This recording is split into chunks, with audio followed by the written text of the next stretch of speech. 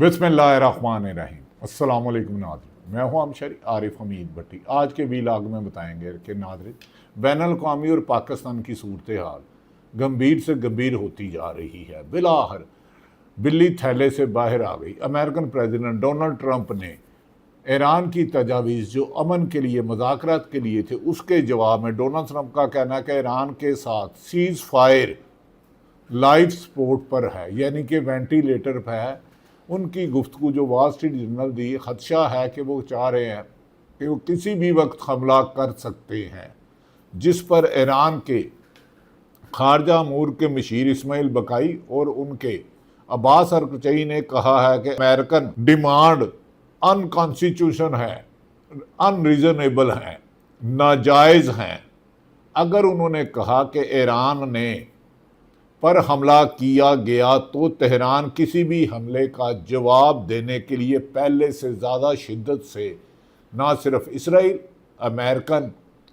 तैयारों को और American basis है उनको निशाना बनाएंगे, और हम ऐसा सरप्राइज़ देंगे कि डोनाल्ड ट्रंप अपना नवंबर तक जो इक़्तिदार को तूल देना चाहता है, अब अपने इक़्तिदार के ख़ात्मे की रीज़न बन जाएगा। नाज़रीन, अमेरिकन सदर ने जो ईरान के प्रेसिडेंट की जानिब से तजावीज़ दी गई, उन्होंने कहा ये तो रद्दी की टोकरी में जाएगा, डस्टबिन है। अमेरिकन मीडिया ने यहाँ कहा कि डोनाल्ड ट्रंप ने ईरान की तजावीज़ जो पाकिस्तान के ज़रिए दी गई थी उन्हें पढ़ना भी गवारा नहीं किया। इसका मतलब है कि ईरान सिर्फ बहाना है, डोनाल्ड ट्रंप का जंग निशाना है। उसके बाद डोनाल्ड ट्रंप किस मुल्क की तरफ आएगा, अब वो पाकिस्तान के बारे में भी अपने खदशात का इजहार कर रहा है, जबकि पाकिस्तान का कलीदी किरदार ईरान अमेरिका जंग बंदी पर पूरी दुनिया ने सराहा है और इसकी तारीफ़ की है कि पाकिस्तान वाहिद मुल्क है जिसने ईरान और अमेरिका और इसराइल जैसी सुपर पावर का दरमियान सीज़ फायर करवाया, वरना जो 38 दिन जंग थी अब तक दोनों मुल्कों की तबाही हो जाती। नाज़रीन, दूसरी तरफ पाकिस्तान में आजकल इस्लामाबाद और पिंडी में खबरें बहुत ज़्यादा बात गश्त हो रही हैं। उन्होंने कहा जिस हुकूमत को निज़ाम फार्म पर 47 तैयार करके अवाम का मैंडेट पर डाका मारा गया और जिनको हुकूमत सौंपी गई, अब उनसे कुछ लोग नाराज़ हो गए हैं। उनकी नाकस हिकमत अमली, उनकी करप्शन, उनकी माशी नाकामियाँ, उनका सियासी अदम इस्तेकाम। एक तरफ पाक फ़ौज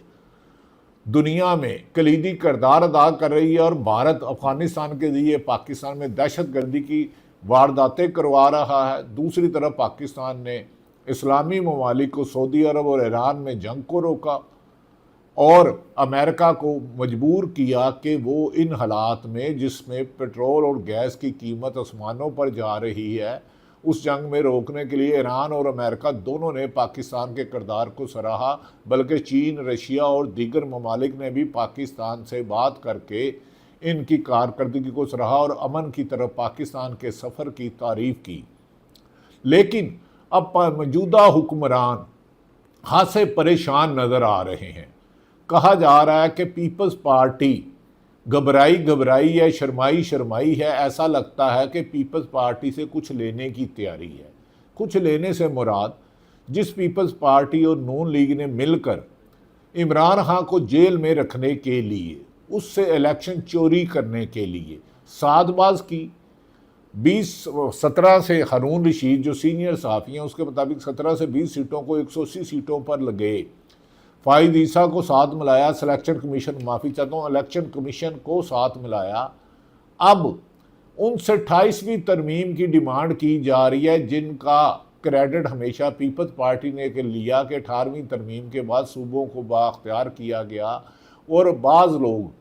जो इंटरनेशनल अफेयर्स के एक्सपर्ट हैं, पाकिस्तान की इकानमी के एक्सपर्ट हैं, उन्होंने कहा 28वीं तरमीम के बाद फेडरल के पास कोई अख्तियार नहीं रहा और पैसे की फ़ंड की कमी की वजह से पाकिस्तान को 17 दफ़ा से ज़्यादा IMF के पास जाना पड़ा। और IMF की शराइत पर हमारे वुज़रा खुद कहते हैं कि हमारा अब बजट आने वाला जून में IMF बनाएगा, जिसकी वजह से पाकिस्तान में जब इमरान खान की हुकूमत भेजी गई तो उस वक़्त सिर्फ़ और सिर्फ कीमत पेट्रोल की 150 रुपये थी, अब 4,417 रुपये कीमत हो गई। और बाद लोग ये भी कह रहे हैं कि इसमें लेवी की मद में 130 रुपये लिए जा रहे हैं, लेवी और दीगर टैक्सेस में, और मज़ीद 30 से 35 रुपये बढ़ाने की इतलात मार्केट में गर्दिश कर रही हैं। इस सिलसिले में एक्सप्रेस ट्रिब्यून के राना शहबाज जो क्रेडिबल जर्नलिस्ट हैं, उन्होंने कहा कि आइंदा चंद रोज़ में IMF आएगा और वो पाकिस्तान की निगरानी करेगा। और उन्होंने कभी भी ये नहीं कहा कि पेट्रोल और गैस और बिजली की कीमतों में इजाफा कर दो, इससे तो आम शहरी बुनियादी सहूलतों से महरूम हो जाता है। और महंगाई की वजह से घर का किराया तो दूर की बात, बिजली का बिल और गैस का बिल देना और मोटरसाइकिल यहाँ गाड़ी में पेट्रोल डलवाना उसके लिए ख्वाब होता जा रहा है। और इनकी माशी नाकामियों की वजह से चंद रोज़ कबल जो इन्होंने 17 रुपये पेट्रोल की कीमत में इजाफा किया था, इंटरनेशनल मार्केट में कीमतें कम हुई। अब ये कहा जा रहा है कि इस हुकूमत को ज़ोर लगाया जा रहा है यहाँ तो चारों सूबों में मज़ीद रेंज वाइज या ज़िले वाइज सूबे बनाए जाएँ, नहीं तो मिनिमम पंजाब में 3 सूबे, पोठोहार सूबा, सेंट्रल पंजाब सूबा और जनूबी पंजाब, इसी तरह सिंध में 3 सूबे, बलूचिस्तान और KP के 2 सूबे। इस पर पीपल्स पार्टी और नून लीग के दरमियान 3 मुलाकातें हुई और पीपल्स पार्टी ने वादिया कह दिया तो ना आसफ अली जरदारी सदर का ओहदा छोड़ेंगे किसी भी कीमत पर। और अगर पीपल्स पार्टी के एक अहम रहनुमा ने कहा कि पीपल्स पार्टी को दीवार से लगाने की कोशिश की गई तो वो मौजूदा निज़ाम को ही लपेट लेंगे। दूसरी तरफ नून लीग की भी सफ़ों में तशवीश पाई जा रही है। बाद पीपल्स पार्टी के जिम्मेदार ज़राए कहते हैं कि जब 8 फरवरी 2024 को इलेक्शन करवाया गया तो एग्रीमेंट हुआ था कि पाकिस्तान तरीके इंसाफ जीती है और उस वक्त रिज़ल्ट को रोका गया था क्योंकि इमरान खान के हमायत याफ्ता उम्मीदवार वादिया अक्सरियत से 70 से 80% सीटें ले जाने में कामयाब हो चुके थे, जिसमें कराची की 22 सीटों में से जो साबिक वज़ीर ख़जाना है मिफ्ता इस्माइल, उनके मुताबिक 21 सीटें पाकिस्तान तरीके इंसाफ ने जीत ली। और लाहौर में भी नवाज शरीफ के हलके के रिटर्निंग अफसर थे, उन्हें मारा पीटा गया, उन्होंने रिजल्ट चेंज करने से शुरू कर दिया गया। तो उसमें यास्मीन राशिद वादिया तौर पर तकरीबन 40,000 की लीड से ज़्यादा जीत रही थी, लेकिन नवाज शरीफ को कामयाबी कराई गया। मनसेरा में भी हार गए और लाहौर में ख्वाजा आसफ की लीड भी लेंथों से थी, जिसे मुख्तलिफ मीडिया ने पाकिस्तान तरीके इंसाफ के हमायत याफ्ता उम्मीदवारों की कामयाबी की, जिस पर 10-11 बजे के दरमियान रिजल्ट रुकवाया गया। रातों रात रिटर्निंग अफसरों को किसी को मुबैना इल्ज़ाम लगाया गया कि गन पॉइंट पर लाया, किसी को पैसे दिए, किसी ने ख़रीदा, और नून लीग ने भी ये इल्ज़ाम लगाया। तो इमरान खान को अंदर रखने के लिए 26वीं और 27वीं तरमीम लाई गई ताकि मौजूदा हुक्मरानों के नैब में अरबों खरबों रुपए के मुबैना करप्शन के केस ख़त्म किए जाए और आहिस्ता आहिस्ता जो नवाज शरीफ को त्यारा केस में सज़ा थी, जो पनामा में सज़ा थी, उसकी सज़ाएँ माफ़ की गई। पीपल्स पार्टी और नून लीग की सारी क़यादत की सज़ाएँ माफ़ की गई, यहाँ तक कि सदर पाकिस्तान आसफ अली जरदारी जो आजकल मेहमान लगते हैं ऐवान सदर इस्लामाबाद में या पिंडी में, कहा जा रहा है कि अब उनकी सीट भी खतरा है। और जरदारी साहब ने इम्यूनिटी ले ली कि वो जितनी मर्जी करप्शन करे, लूट मार करें और ना मुबैना करें तो उनके खिलाफ कार्रवाई नहीं होगी। अब जब अहम हलकों ने कहा कि मौजूदा माशी निज़ाम ये निज़ाम डिलीवर कर नहीं पा रहा, इसे वाहद ये निज़ाम है जिसे अदलिया की भी भरपूर सपोर्ट मिली गई। इतना निज़ाम तो डिक्टेटर में ज़ियाउल हक को और मुशर्रफ को नहीं मिला, अदलिया की सपोर्ट मिली गई, मीडिया को किसी और ने कंट्रोल किया गया, अवाम पर मुकदमात के पहाड़ गिराए गए। जिसने PTI का झंडा उठाया, जिसने इमरान खान का नारा लगाया, उस पर दहशत गर्दी से लेके उसके कारोबार को तबाह बर्बाद कर दिया गया। लेकिन जेल में बैठा, डयाला जेल में बैठा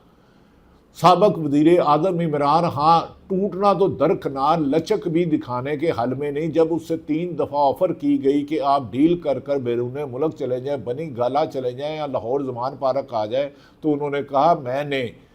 20 साल पहले जो पाकिस्तान तरीके इंसाफ का सफ़र शुरू किया था या 26 साल पहले, तो अवाम की हकीकी आज़ादी, जमहूरियत की आज़ादी, अदलिया की आज़ादी, मीडिया के इंडिपेंडेंट होने के लिए किया था, ग़ुलामी का तोग पहनने नहीं किया था। अगर मैंने डील करनी होती तो फिर मैं इलेक्शन से पहले मुझे ऑफ़र थी, मैं डील करता।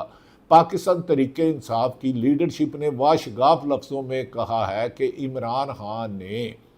महमूद खान अचकज़ई को सिर्फ ये मैंडेट दिया है कि नए इलेक्शन, जो अपोजिशन लीडर है कौमी असम्बली में, नए इलेक्शन के लिए हुकूमत से मुज़ाकरात की जाए, उनकी रिहाई के लिए मुज़ाकरात ना कीजिए, उनकी रिहाई के लिए बार बार सुप्रीम कोर्ट जाया जाए, हाई कोर्ट जाया जाए। लेकिन बदकिस्मती है कि 26वीं आइनी तरमीम के और 27वीं आइनी तरमीम के बाद अदलिया में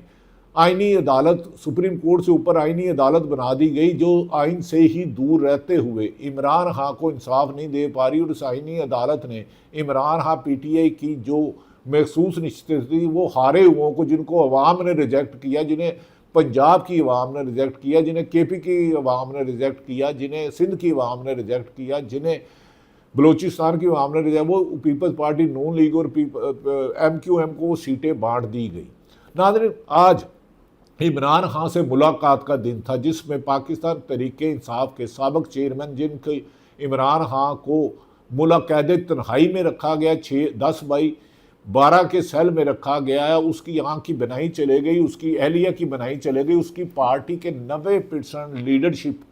पर संगीन दफात के मुकदमे, यहाँ तक कि लाहौर से वज़ीर रहने वाले मियाँ असलम इकबाल की वालदा वफात पा गई तो उनको जनाजे में नहीं आने दिया गया, जबकि कुछ PTI के लोग जो दोनों साइडों पर खेल रहे हैं, जो ताकतवर हलकों के साथ राब्ते में हैं, वो खुले फिर रहे हैं। और जो PTI के लिए अगर किसी महल्ले में ये भी इतला आती है कि उन्होंने फ़लस्तीन के ख़िलाफ़ जुलूस निकाला, उन्होंने बैरा खुरमार के हक में जुलूस निकाला, तो उन पर दहशत गर्दी के मुकदमा दर्ज कर दिए गए, उनके घरों में छापे मारे गए। इसमें वकला भी महफूज नहीं रहे, इसमें जज भी महफूज नहीं रहे, इसमें सहाफ़ी भी महफूज नहीं रहे, इसमें ताजर भी महफूज नहीं रहे, इसमें तलब इल्म भी महफूज नहीं रहे, इसमें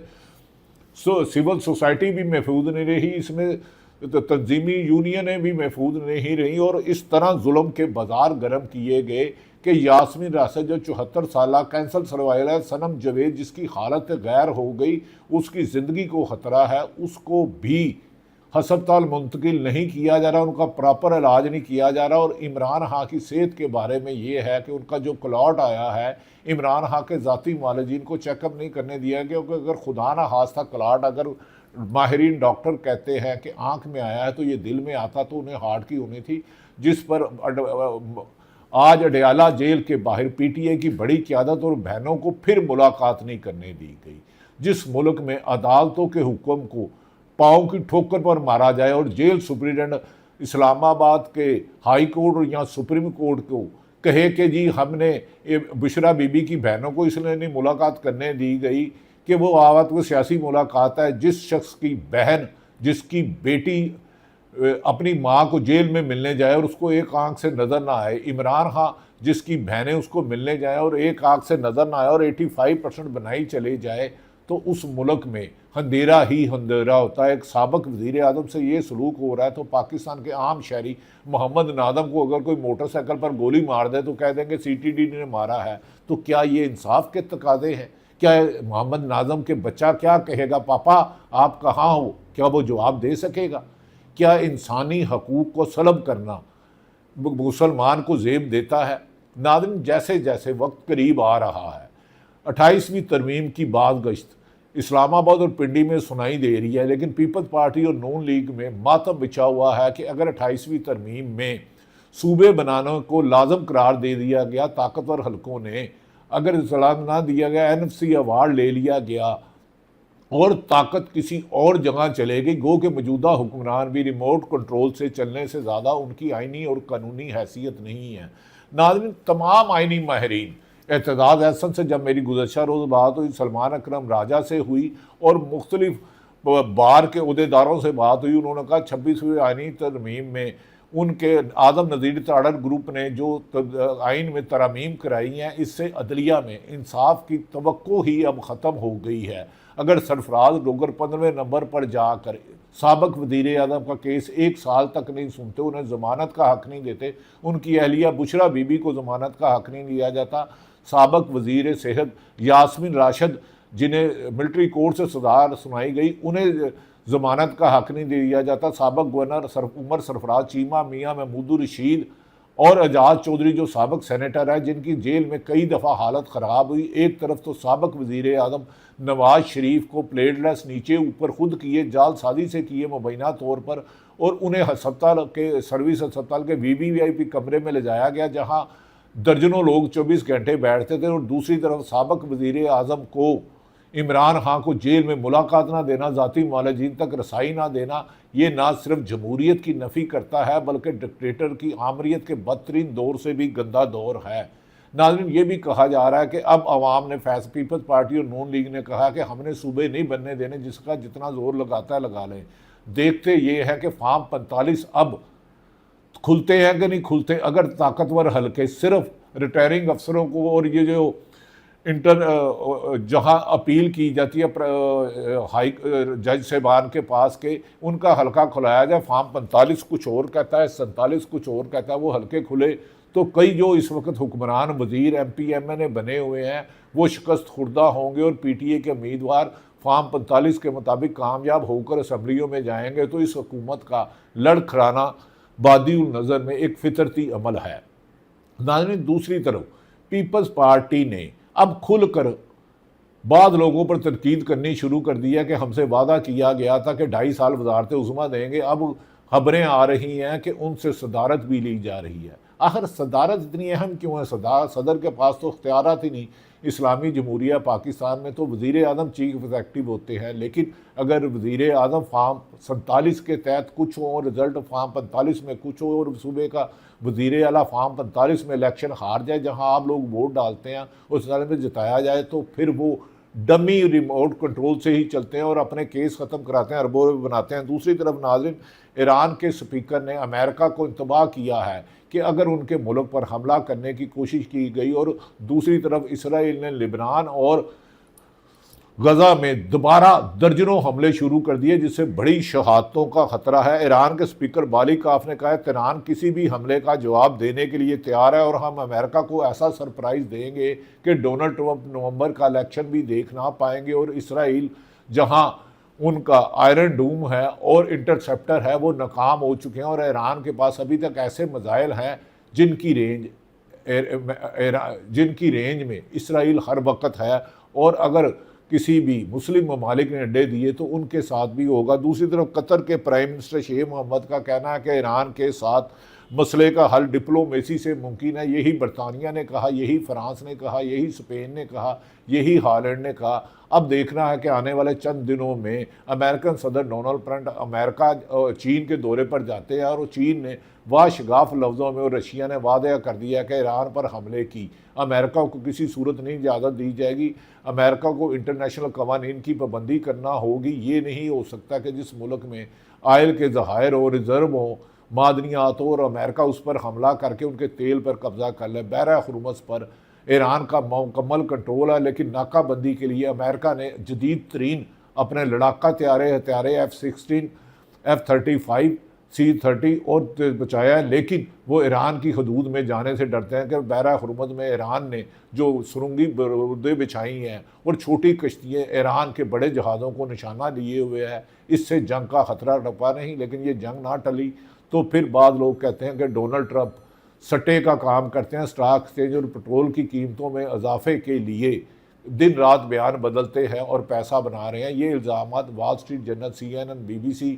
अल जज़ीरा और ईरानी मीडिया, तस्नीम न्यूज़ और दीगर इंटरनेशनल मीडिया इन खबरों को दे रहा है। आने वाले दिन साबित करेंगे कि दुनिया मुज़ाकरत की तरफ जाती है जंग में। अल्लाह ताला पाकिस्तान का हामी और नासिर हो। पाकिस्तान जिंदाबाद।